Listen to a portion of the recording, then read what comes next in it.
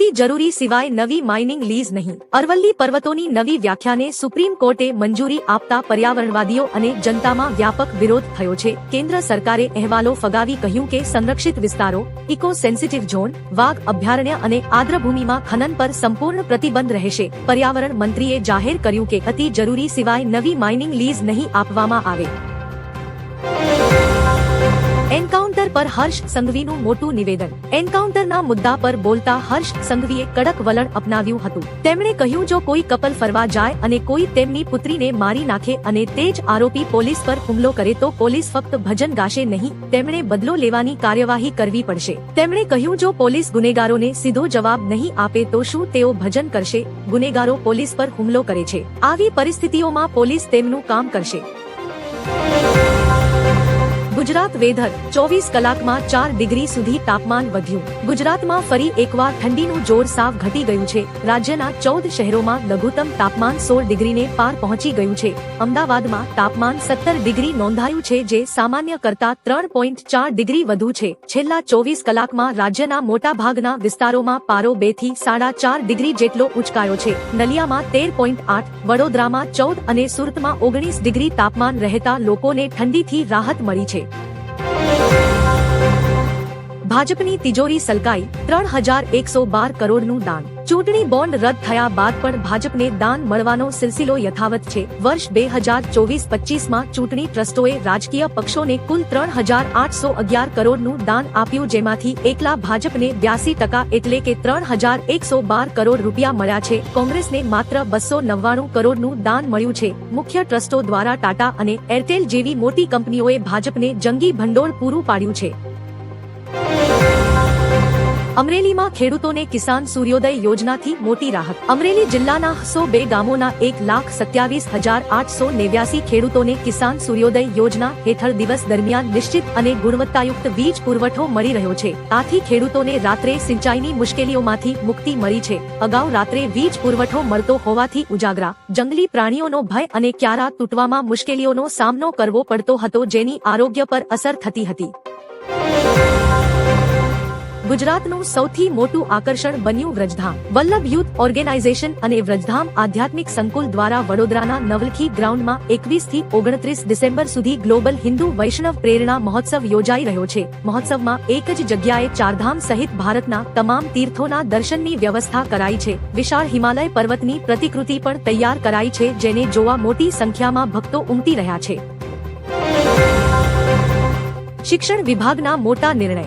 ગુજરાત માધ્યમિક અને ઉચ્ચતર માધ્યમિક શિક્ષણ બોર્ડે ફેબ્રુઆરી 20 માર્ચ 1926ની ધોરણ 10 અને 12 પરીક્ષા ફોર્મ ભરવાની મુદત 24 ડિસેમ્બર 2025 સુધી વધારી છે. સુધારા અને પ્રિન્સિપાલ એપ્રુવલ માટે 26 ડિસેમ્બર તથા ફી ભરવા 30 ડિસેમ્બર સુધીનો સમય છે. દિવ્યાંગ વિદ્યાર્થીઓ માટે ધોરણ 9 થી 12ની પરીક્ષામાં દરેક કલાક દીઠ 20 મિનિટ વધારાનો સમય આપવાનો નિર્ણય લેવાયો છે.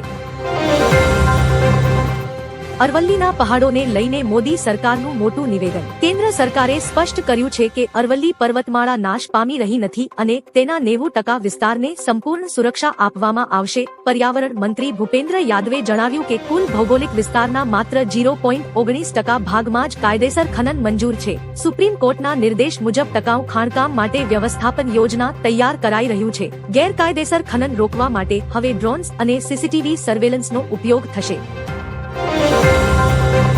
ગુજરાતના 197 માછીમારો પાકિસ્તાન જેલમાં. ગુજરાતના ગીર સોમનાથ જિલ્લાના ઉના તાલુકાના રાજપર બંદરના માછીમારોના પરિવારજનો ગાંધીનગર સચિવાલય પહોંચી મુક્તિ માટે રજૂઆત કરી છે. કોરોના કાળમાં ધરપકડ થયેલા 197 માછીમારો છેલ્લા 6 વર્ષથી પાકિસ્તાન જેલમાં કેદ છે. પરિવારજનોએ નાયબ મુખ્યમંત્રી હર્ષ સંઘવી અને કૃષિ મંત્રી જીતુ વાઘાણીને આવેદનપત્ર આપી તાત્કાલિક મુક્તિની માંગ કરી છે. આ ઘટનાથી માછીમાર સમુદાયમાં ચિંતા વ્યાપી છે.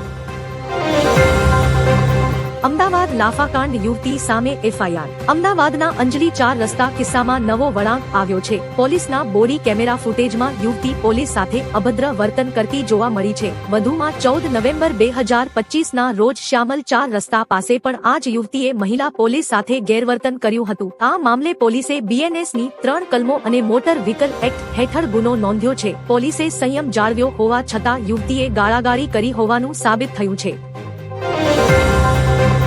અમે રામના છીએ અને તમે હરામના છો. અંબાલામાં હરિયાણા સરકારના મંત્રી અનિલ વિજે આપ સાંસદ સંજય સિંહના વિવાદાસ્પદ નિવેદન પર આકરો વળતો પ્રહાર કર્યો છે. સંજય સિંહે સંસદમાં કહ્યું હતું કે રામના નામમાં ચરિત્ર હોવું જોઈએ, નહીંતર હરામમાં પણ રામ લખેલું હોય છે. આના જવાબમાં અનિલ વિજે કડક શબ્દોમાં વળતો પ્રહાર કરતા જણાવ્યું કે અમારા અને તમારામાં મોટો તફાવત એ છે કે અમે રામના છીએ અને તમે હરામના છો. કર્ણાટક સીએમ વિવાદ પર મલ્લિકાર્જુન ખડગેનું નિવેદન. કોંગ્રેસ અધ્યક્ષ મલ્લિકાર્જુન ખડગેએ કર્ણાટકમાં ચાલી રહેલા મુખ્યમંત્રી પદના વિવાદ પર મોટું નિવેદન આપ્યું છે. તેમણે સ્પષ્ટ કર્યું કે આ વિવાદ રાજ્ય સ્તરનો છે અને હાઈકમાન્ડમાં કોઈ મૂંઝવણ નથી. સ્થાનિક નેતાઓએ હાઈકમાન્ડ પર દોષારોપણ કરવાને બદલે જવાબદારી સ્વીકારવી જોઈએ. તેમણે ચેતવણી આપી કે જીતનો શ્રેય લેનારા નેતાઓએ યાદ રાખવું જોઈએ કે આ જીત પાર્ટીના સામાન્ય કાર્યકરોની મહેનતનું પરિણામ છે. અમેરિકામાં વધી રહ્યો છે ઇસ્લામવાદનો ખતરો. અમેરિકાના નેશનલ ઇન્ટેલિજન્સ ડાયરેક્ટર તુલસી ગબાર્ડે અમેરિકા ફેસ્ટમાં જણાવ્યું કે ઇસ્લામવાદી વિચારધારા દેશની લોકશાહી અને સ્વતંત્રતા માટે મોટો ખતરો છે. તેમણે દાવો કર્યો કે અમેરિકામાં કાયદાકીય અને રાજકીય સ્તરે આ વિચારધારા ઘુસાડવાના પ્રયત્નો થઈ રહ્યા છે. તેઓ મુસ્લિમ ધર્મના નહીં પરંતુ રાજકીય ઇસ્લામના ટીકાકાર છે. આ મુદ્દે હિંસા અને દબાણનો ટ્રેન્ડ શરૂ થયો હોવાની પણ તેમણે ચેતવણી આપી છે.